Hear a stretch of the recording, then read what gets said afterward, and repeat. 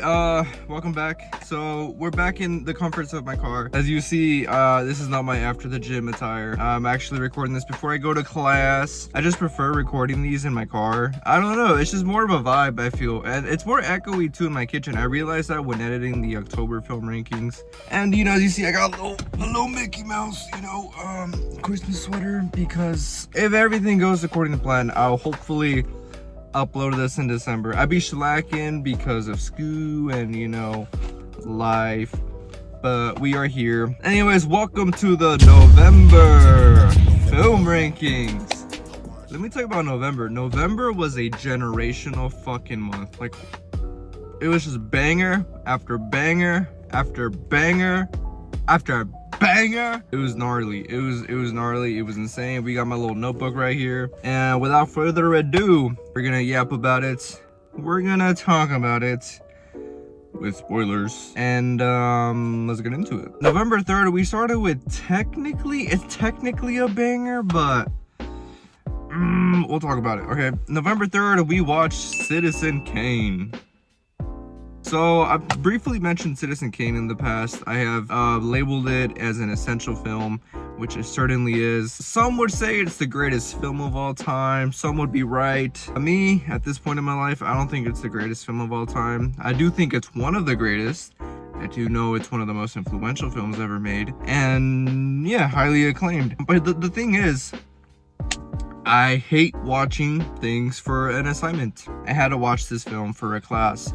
We were doing this kind of storyboard module thing, and basically she wanted us to watch this and label when the first act starts and begins, when it ends, and you know, shit like that. Find out the rising point, whatever, I don't know, all those storyboard, you know, terms. She wanted us to do that with Citizen Kane, and then basically answer like 20 questions about it. So that's why I didn't like it, because, well, first of all, I can't watch things unless I actually want to watch them.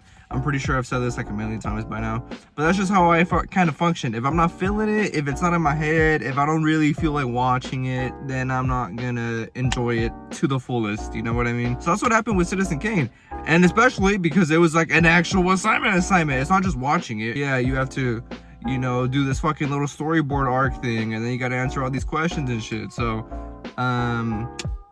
yeah, it took me 2 nights to watch this. I tried watching it on a Friday, failed miserably in the first 10 minutes. I'm like, I'm just not feeling it. And then Saturday night, I watched like half of it. Sunday morning, I finished it. Nasty work. But with that aside, that lore aside, I did like it technically. But like I said, it's, you know, it's affected by the school aspect of it, you know? Citizen Kane, it was really good. It was like, I found it to be a really interesting character study. It was really like character based, you know? It does start off like a little bit weird. Like it took me a little bit to get into it, because I was kind of confused at first, because I'm like, what the fuck is going on exactly? Once you understand what's going on, it gets really good and you get really into it. But like for the first maybe 30 minutes or so, you're just like, like you're really trying to like dissect what the fuck is happening. So I can see why people could have a hard time watching this. A lot of people in my class said that they had a hard time watching this and it wasn't really like their thing, which I get. But yeah, really interesting character study. And like the film itself, it's made by Orson Welles, who I've only watched one other film by him so far in my life, The Trial, which I really liked. And similarly to how I feel about The Trial, this one has amazing cinematography and visuals and shots. So this guy Orson Welles, he really knows how to handle a fucking camera and shit. And this was made in I think 1939 or 42 or I don't remember the year, but it's really impressive, you know, for the time, obviously. And it's a beautiful black and white film. It's really nice visually. But yeah, I really do have to rewatch this at some point in my life when I actually feel like fucking watching it. Respectfully.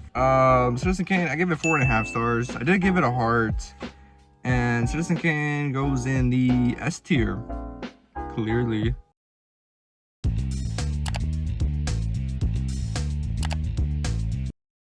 All right, November 5th, we watched Conclave.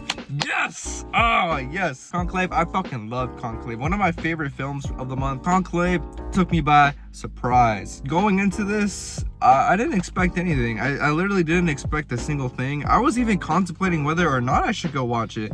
I went to go watch it because I couldn't get the poster item. I kept thinking about the poster. The poster is so fucking good. Look at this shit. Like, I don't know, it's just so good. Yeah, you know me, I love going to the cinemas, bro. I be going a lot, and I just felt like going. I don't know, I just felt like watching it. I was like, yeah, fuck it. Like, it looks good visually and stuff. It looks yummy, and my mindset going into this as well is, you know, I'm not much of a religious person, so I was like, oh, this is about electing a new pope and shit. Like, maybe I could gain a little religious perspective, or, you know, something like that. That was my thought process going into it. And yeah, I was taken by surprise. Conclave, for one, visually, it's so beautiful. Like, the cinematography, the color palette, it's so yummy. It's so yummy, especially the color palette, bro. The color palette is so fucking good. The performances by everybody was phenomenal. Did I say it right? Everybody had a phenomenal. Everybody had a stellar performance. All right, everybody did a thing, and it was all led by Ralph. I don't know how to say his last name. Ralph Fiennes.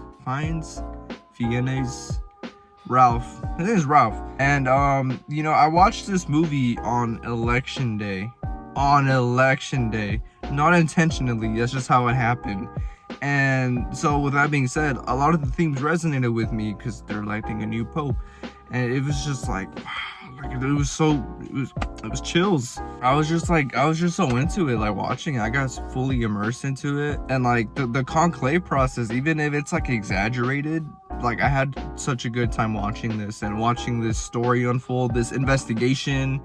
I didn't personally feel like thrillery or suspenseful, even though it's like a thriller, and you got like those little like thriller violence going on every now and then, but it was pretty like tense, you know. There's just so many thoughts that it leaves you with. Like, I was left almost speechless coming out the cinemas, you know. I was like, wow, like that was a lot. It took me a minute to like digest everything that I watched. That ending completely took me by surprise. I mean, in a way, I wasn't completely surprised, but I thought it was gonna go the cliche route where Lawrence was gonna end up being the new pope, because I don't know, that just seemed like the most, I guess, the predictable thing to do. But then also, like, I guess you could predict the other guy would have been pope, because like, why was he there? I don't know. But yeah, Conclave was really good, really resonated with me, really left me speechless and thinking, and the performances were amazing, the visuals were amazing, the film, screenplay, dialogue, it was all good. All around, it was amazing. I gave Conclave 4.5 stars, and I gave that bitch a heart, and it's one of my favorite films of the month. I'm putting it in S tier. It was fucking amazing.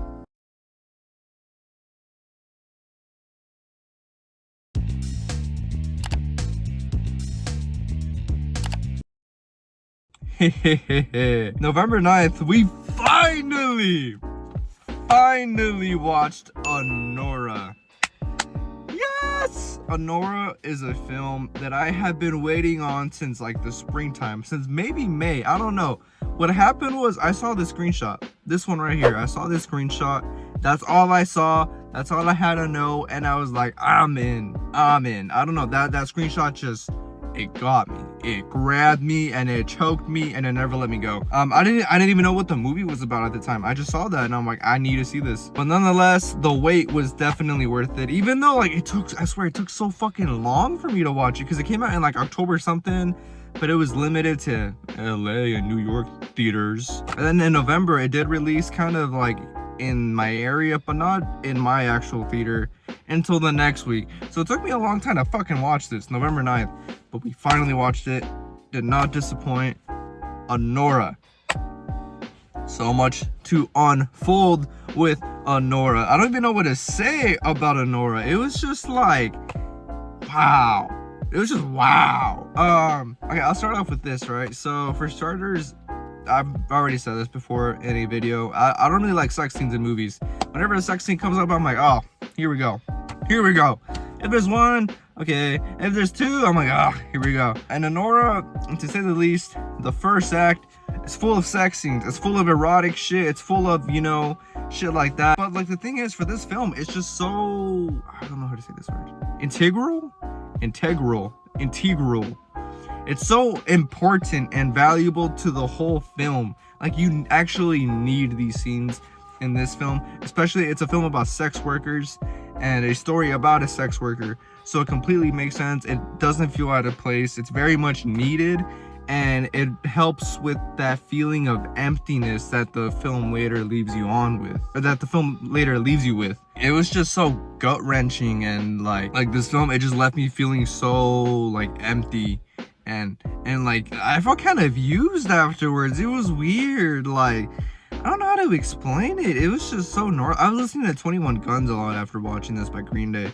That's how I fucking felt. I don't know. I felt like I don't know how to explain it, dude. I don't know, Nora, it was a ride, truly a ride of a film. You know, you go through a lot of emotions in this. It's very comedic at times, and it's very dramatic at times, and intense, and very like gut-wrenching, like I just said, and it's very romantic too, like rom-com-ish.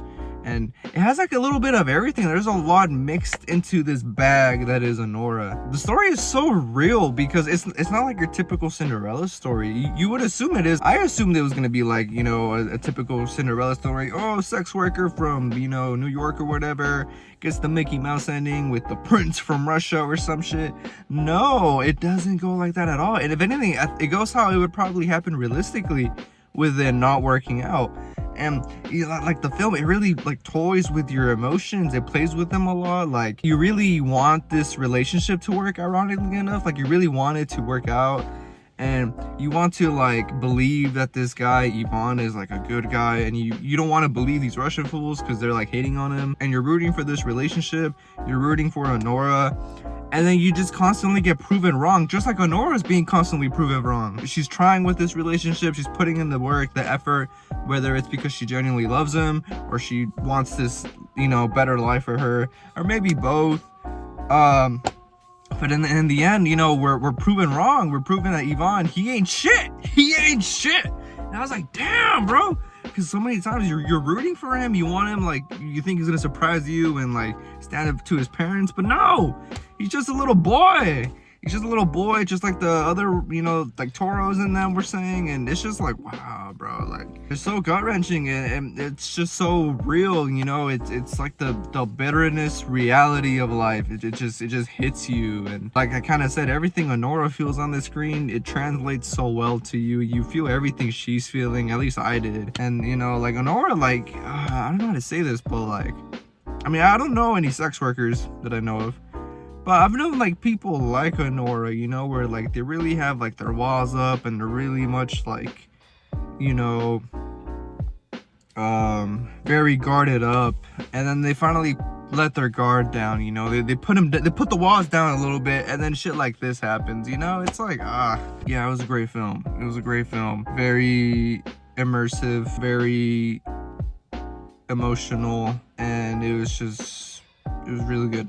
It was really good. This is already a career-defining role for Mikey Madison in her young career, and a career-defining film for Sean Baker, who I know is a guy, and he's been a guy, and he has other films, but I feel like this one, Anora, definitely put both of them on the map for real, and you love to see it. But that being said, I gave Anora 5 stars. I gave it a heart, and that bitch is going in the S tier. I don't know what that was.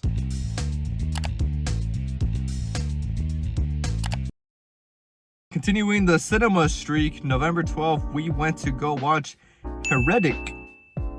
Heretic? This one was kind of also similar to like my Conclave feelings. I was like, fuck it, I'll just go watch it. It seems interesting. I don't know, I saw this little like snippet on Instagram. I kept seeing this same ad where it's like Sophie Thatcher's character. She's like, we're gonna leave.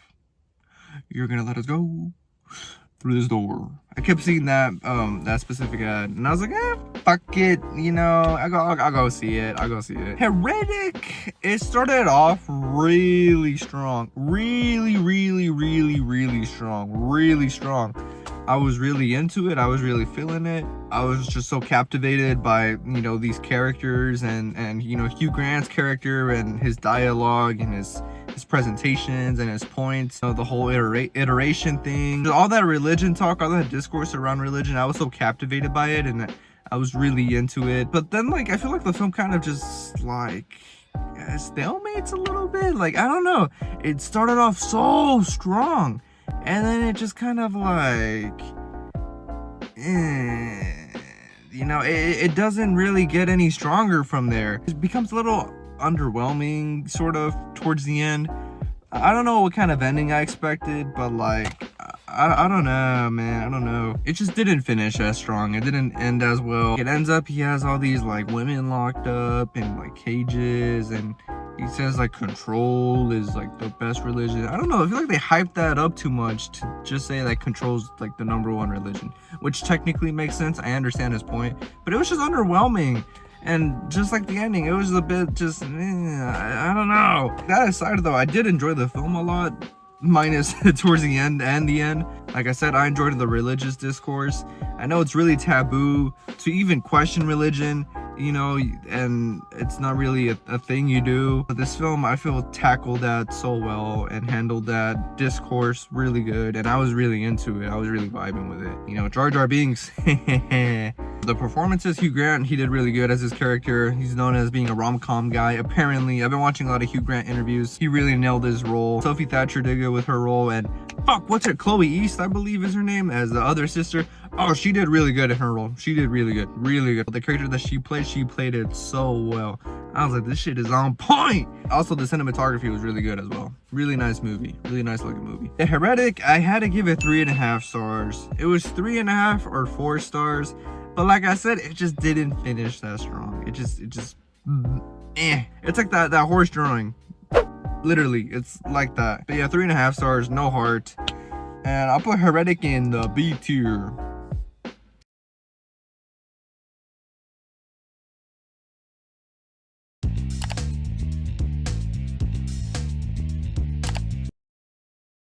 November 15th, we watched My Old Ass. I don't remember why I watched this. I think it was just trending on the Letterboxd, like weekly thing. I just kept seeing it and I'm like, it's on Amazon. I have access to Amazon, so I'll watch it. Yeah, it took me by surprise. I expected this to be, I'll be completely honest, I expected this to be a shitty movie. I thought it was gonna be one of those like Mickey Mouse, kind of like Anyone But You kind of movie. Did I just call Anyone But You shitty?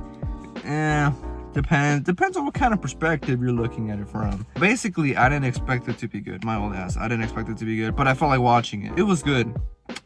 It was good. It really resonated with me. I really felt it a lot because I'm not sure if I can speak for the whole human race, but you know, me as a person, there's been a lot of times where I wish that I could, well, me, I wouldn't necessarily want to change anything from the past. I would just kind of want to relive it.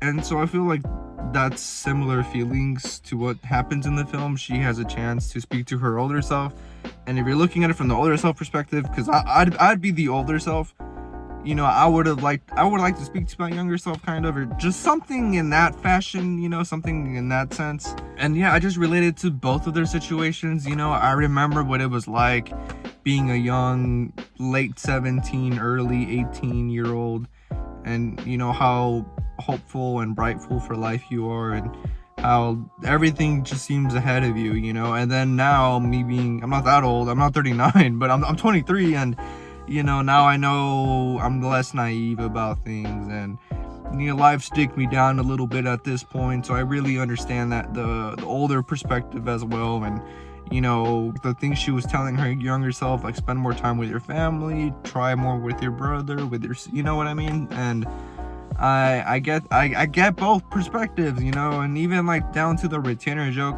I thought that shit was hilarious, because she's like, you're not me, you have gap in your teeth. And that shit happened to me. I'm not gonna show my teeth, but for a while I stopped wearing my retainers, so my teeth shifted a little bit. Now they can't shift back.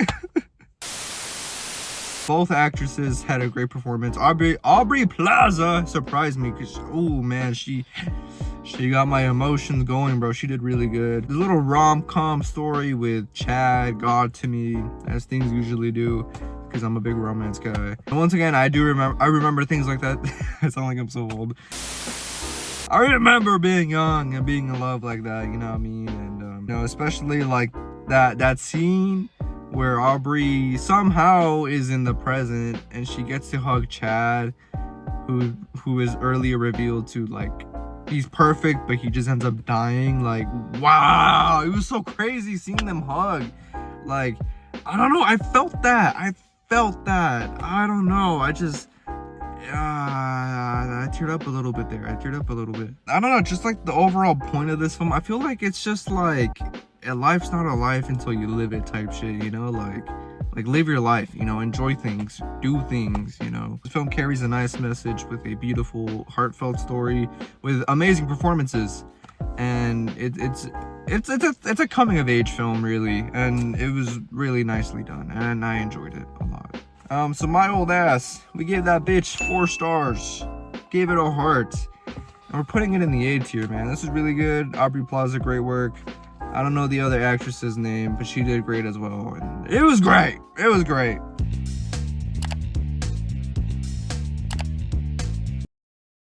All right.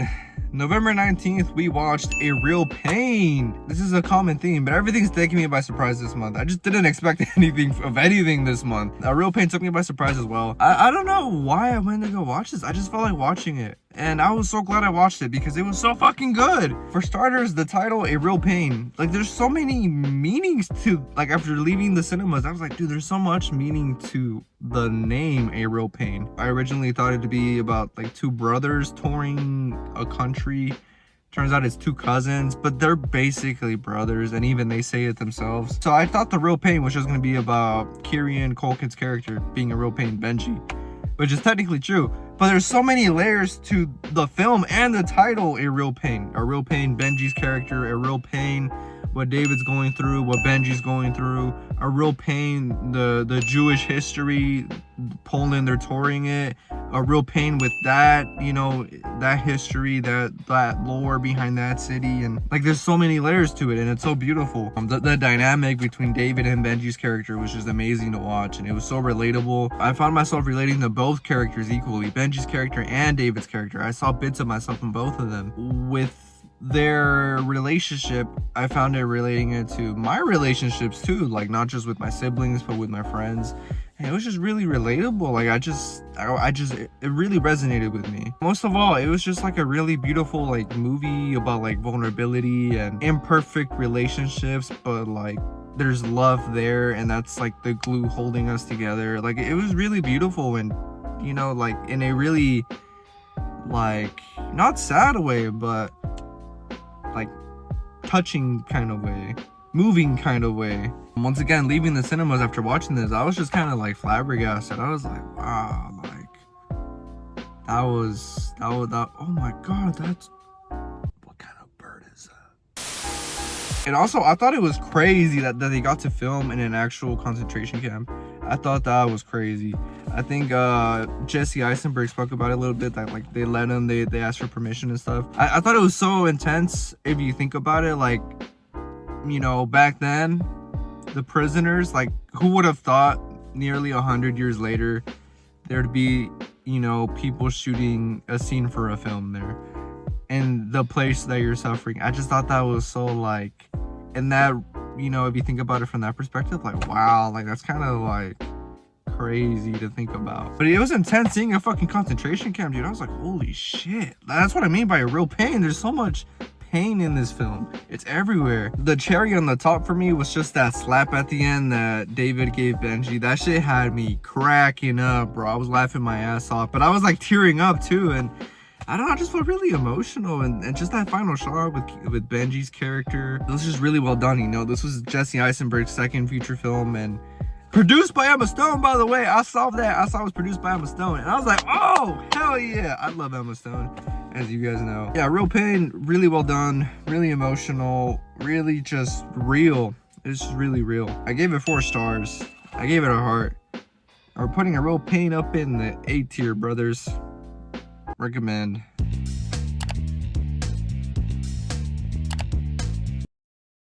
All right, this is when we started the Glicked campaign.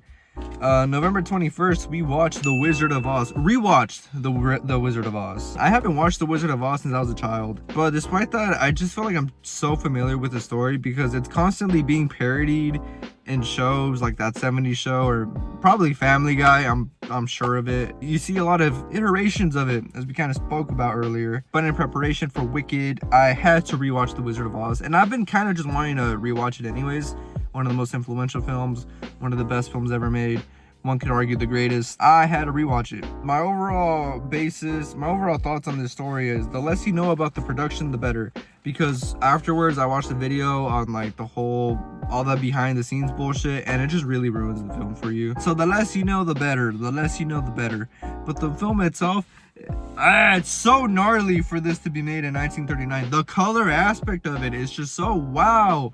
I believe it was made with Technicolor or some shit. I still don't know what that fully means because I didn't do my research. But like the colors are so vibrant, and my voice cracked, and yummy, and just like visually it just looks so fucking good. Like I can't believe this was made in 39, and it's just so intense too because it starts off black and white, and then all the colors pop up on your screen. I'm sure this was gnarly as hell to watch back in the day. All the effects for that time still look really good. Like one that stood out to me was Glinda's fucking bubble. I'm like, wow. Okay, 39. The Wizard of Oz, it went by kind of quick, but at the same time it felt long. Like I don't know, some parts felt like it was dragging a little bit for me, but it's still kind of a short film. It's not that long. You know, I used to be scared of the Wicked Witch of the West when I was a kid. I was really scared of her. And rewatching this, I don't think she's aged well for me because I don't think she's scary at all anymore. And matter of fact, I don't know, I think she's kind of annoying, but maybe she's supposed to be. One line she says that just kept annoying me was, she was like, my pretty. She said some shit like that. My pretty. She kept saying some shit like that to Dorothy. It's just pissing me off, man. I don't know. That line kept pissing me off. One thing that kind of surprised me when watching about the Wizard of Oz is like how kind of, I guess, relevant it still is to this day and how influential it's been. There was so many sayings and so many things during the film that I'm just like, wow, like there's no place like home. Like I forgot that that's from the Wizard of Oz. Like that's where it came from, you know. And there was this other one, I can't remember it right now, but I was just like, damn, that's from the Wizard of Oz. It amazes me how it still holds up to this day and how it's still influential, you know. But yeah, the Wizard of Oz, we gave it 4.5 stars. We did give it a heart, and yeah, it is an S tier. It's an S tier film. So many S tiers, damn.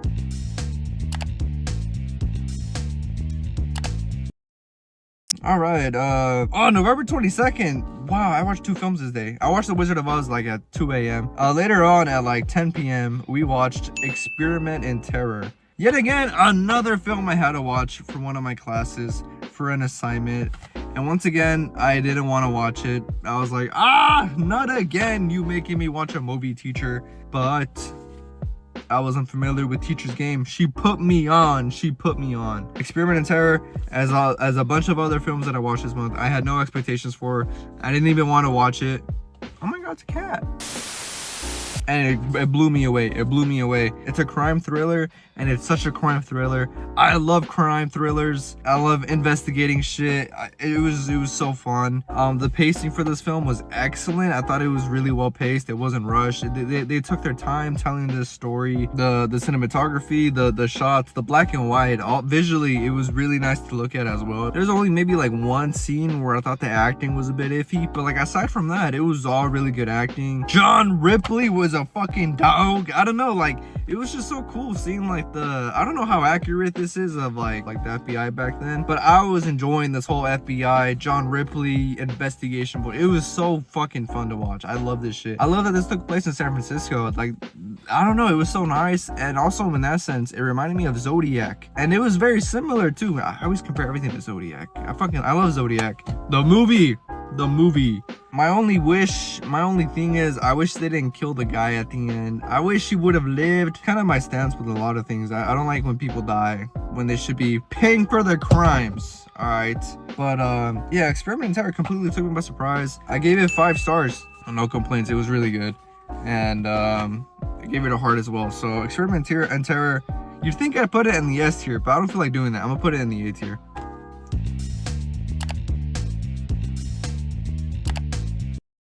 November 23. Speak of the fucking devil, we watched Wicked.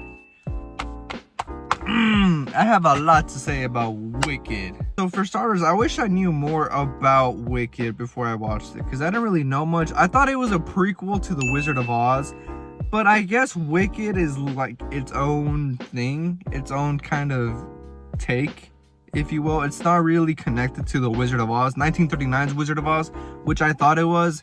So I was kind of like, I was confused a little bit, because I'm like, huh? I'm like, huh? You know what I mean? But I guess Wicked is kind of its own universe, if you will. Yeah, Wicked, I just don't see the light. I just don't get it. I don't get it. I guess it kind of sucks that I don't get it. I'm not a Broadway kid. I'm not really a theater kid. I'm glad everybody's enjoying this. I love the success that Wicked is having, but I just don't get it. I just don't get it. And I'm so tired of hearing about Defying Gravity.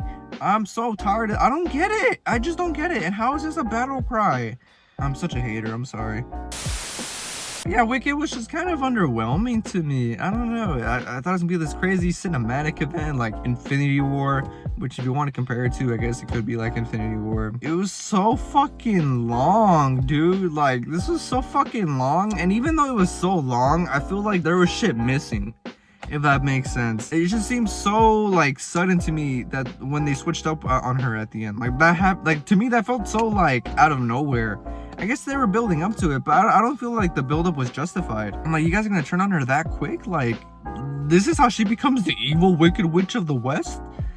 I don't know. But once again, that's when I was still believing it was connected to 1939's Wizard of Oz, which apparently it isn't. And then of course, you know, I have to hate on the colors. It literally looks like this. It looks like this the whole fucking time. Why is it so bright? Like, why is it so gray? I don't know. Like, it's colorful, but in the dullest way possible. Like, these colors don't fucking pop. But yeah, my hate aside, me not understanding all the hype aside, I love the sets for this. You know, I love the whole production, the sets, the props, costume design. All of that was really nice to see, and I thought they did really good with that. Ariana Grande, we must talk about her. She's literally perfect as Glinda. I was like, wow. Even before I watched Wicked, when I rewatched The Wizard of Oz, when I was watching that Glinda, I'm like, oh, I could see why Ariana Grande is playing this character. Like, even then, I'm like, I could see it. And then once I actually saw it, I'm like, dude, she's fucking perfect for this role. Like, this is literally her.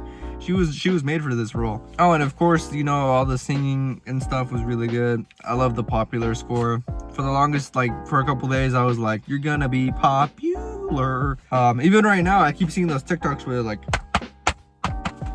you know, and even myself, I catch myself doing that randomly for some reason now. But yeah, Wicked, I thought it was all right. I just don't see I just don't see the light. At least right now, I don't. I think I'm gonna enjoy Wicked Part 2 more. At least I hope I do.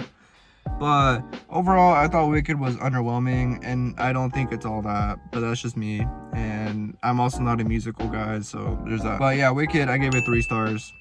It was literally It was and no heart. So we'll put Wicked in the B tier.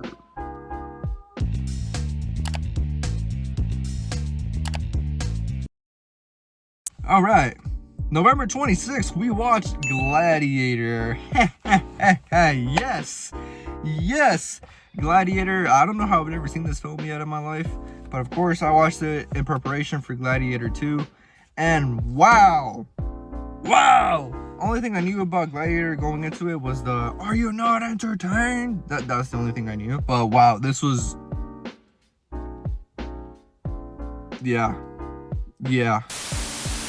Let me just say though, my viewing experience kind of sucked because I was watching it for free, right, on this Pluto website or some shit with ads, and it was so fucking annoying because I kept getting an ad every 15 minutes or so, and it wouldn't be that bad if the ads weren't like 2 fucking minutes long, dude. Something gnarly and saucy just happens, bam, 2-minute ad. Something emotional, devastating just happens, bam, a 2-minute ad. I was like, dude. And I did this for the first hour. I was going insane. So then I switched to another thing, and for the remaining hour and a half, no ads. Beautiful. How it should be watched, okay? I really, if you're gonna put ads for a movie, just make me watch them all at the beginning and let me watch that shit ad free. Stop being an ass. Viewing experience aside though, Gladiator was fucking amazing. It was so fucking good. And it took me a minute to get into it. For the first like 15-20 minutes, I was like, I don't know if I want to watch this right now. Like, I'm not really feeling it. But like the more the film kept progressing, the more I was getting into it. Then I was getting so into it. I was so fucking immersed into the story. I was so what's the word? I was so invested in this story. I think I just spit. I was so invested in this story. I was like, damn. And it's just so fucking badass, bro. Like all this action, the whole Roman shit, the whole Maximus, you know, it was just so good. It was just so good. The acting was great. The story was great. The action, you know, everything about it was just absolute cinema. And Joaquin Phoenix's character, man, you really hate that guy. He did a great job, because I was like, I fucking hate this guy. Someone get this guy. But yeah, it's just so gnarly, man. Roman times. The masculine urge to be a gladiator. I'll tell you this, after watching this, I officially adapted a new persona for a couple days. I was really feeling myself. Real quick, at one point during the fights, I was saying shit. It was like I was watching a football game. I was like, oh shit. And I started laughing a little bit. Like when he was beating Joaquin Phoenix's ass. It was nice. Yeah, Gladiator. 5 stars. 5-star fucking meal, man. A heart, of course, and S tier. That's just going in S tier. Amazing. Thank you, Ridley Scott. 2 for 2 so far.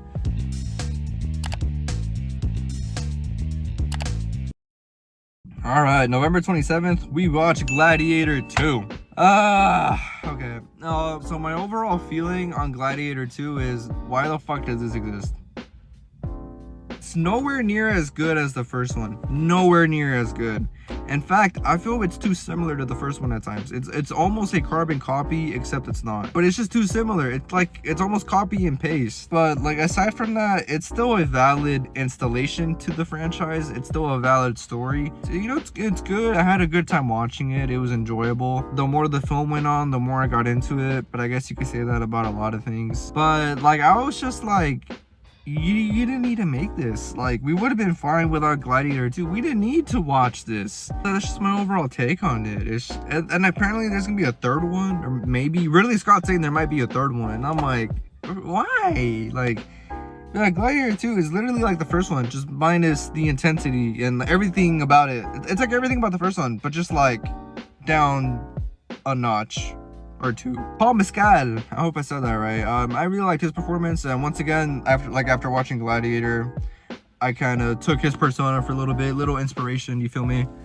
I don't know what the saying is, but it's like after you watch a movie, you like adapt the character's personality for a bit.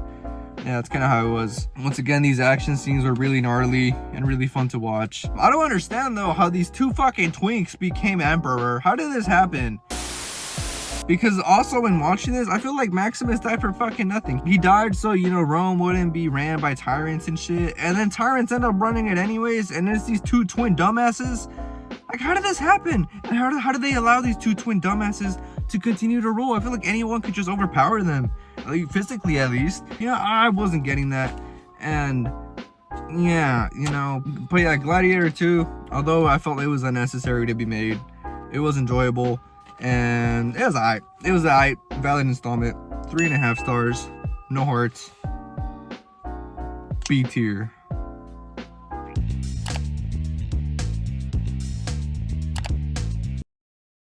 Alright, November 28th, we rewatched The Eternal Sunshine of the Spotless Mind. I've watched this before. I watched it in like 2020 after like a little heartbreak type thing, and it didn't hit me like a truck. So I was hoping this time around it would hit me like a truck again, because, well, I'll tell you why in a bit. And once again, it did not hit me like a truck, so fuck. But my personal feelings aside, like, this film is so good. Like, it's so good and it's so unique. And the way it's executed is literally perfect. You know, I don't know how they did all this, really. My favorite scenes are the mind-wiping scenes where you're going through his memories and they're slowly getting erased, and just all those effects that's going on. Even like where he's trying to turn Patrick's head, but you keep seeing the back of his head. Or when he's transitioning from like the library to like the living room. Or when like cars are falling from the sky, or shit's getting deleted, or he's reliving the memory of him in the office. Like, it's all just so good. And like the story like itself, I just feel like it's so like real, you know? I feel like as humans, and this is why I wanted to hit me like a truck, like I feel like as humans, we all kind of have someone or have known somebody that we kind of wish to forget. Like, just remembering them just like has become too unbearable. Like the pain is just too much. We just want to forget them. But like, I feel like ultimately, if we had to go through a process like this, if we were getting our memory erased, I feel ultimately we'd want to remember them after all. And yeah, that's why I wanted to watch it, because November November was really rough. It was a really rough month for me, as you'll get to know. I'll talk about a little bit next. But yeah, I was dealing with this person thing, this whole existential crisis shit. Anyways, that's why I wanted to watch it, because I'm like, oh, I want to forget this person. But like ultimately, like the message of the film, you know, it's like better to have loved and lost than to have never loved at all. And it's just really beautiful. And it's just like the saying, the eternal sunshine of the spotless mind. Like when Kirsten Dunst says that quote, it's chills, man. Yeah, it's a really great film. It's really great. It's really emotional, really like beautiful and touching and relatable. And the eternal sunshine of the spotless mind, dude. Like that, that's so cool. I gave it 4.5 stars. I didn't give it a heart. And honestly, this one goes in S tier. I'm gonna be frank with you. This one goes in S tier.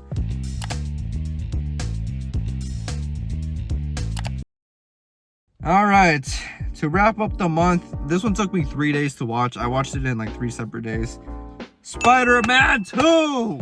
I said I wasn't gonna rewatch any more Spider-Man films for the rest of the month, but look, dude, I went through a lot in November. It was just like in Spider-Man 2, life was dicking me down. I was losing my abilities, you know what I mean? And, you know, school tough, love life tough, homie life tough, everything tough, okay? So I resort to what I always resort to when I'm down bad, down horrendous, and that is my guy, Spider-Man. So yeah, I don't have much to say about Spider-Man 2 because I've said a lot already in the June ranking videos. Yeah, I love Spider-Man. That's my guy when I'm down bad. And even if I'm not down bad, that's my guy. But also, I listened to the Spider-Man 2 soundtrack a lot this month. That shit is so good. Thank you, Danny Elfman. Yeah, not much to say there. I was basically just going through a lot, so I needed my emotional support character, Spider-Man. S tier.